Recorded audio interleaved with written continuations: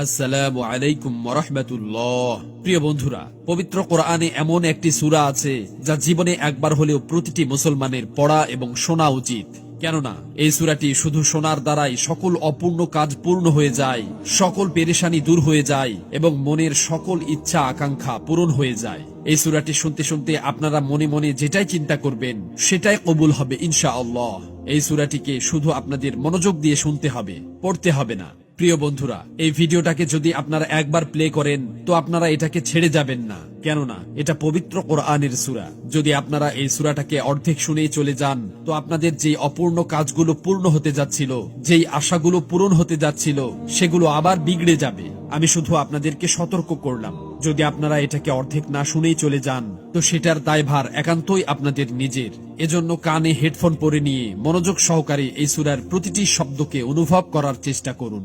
ইনশাআল্লাহ প্রতিটা শব্দের বিনিময়ে আপনাদের চাওয়া পাওয়াগুলো পূরণ হতে থাকবে। আপনারা শুধু মনে মনে আপনাদের যে ইচ্ছা আকাঙ্ক্ষা এবং হাজত রয়েছে সেগুলো চিন্তা করতে থাকুন।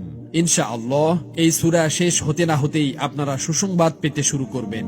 মহান আল্লাহ পাকের কাছে দোয়া করি যে হে আল্লাহ, যারা পবিত্র কোরআনের এই সূরাটিকে শোনার জন্য অধীর আগ্রহে বসে আছে তাদেরকে এই ভিডিওটি পরিপূর্ণ দেখার তৌফিক দান করুন এবং তাদের মনের সকল আশা আকাঙ্ক্ষা এবং চাওয়া পাওয়াগুলোকে পূরণ করে দিন।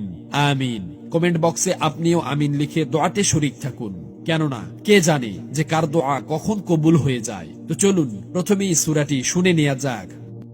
أعوذ بالله من الشيطان الرجيم بسم الله الرحمن الرحيم نون والقلم وما يسطرون ما أنت بنعمة ربك بمجنون وإن لك لأجرا غير ممنون وإنك لعلى خلق عظيم فستبصر ويبصرون بأيكم المفتون إن ربك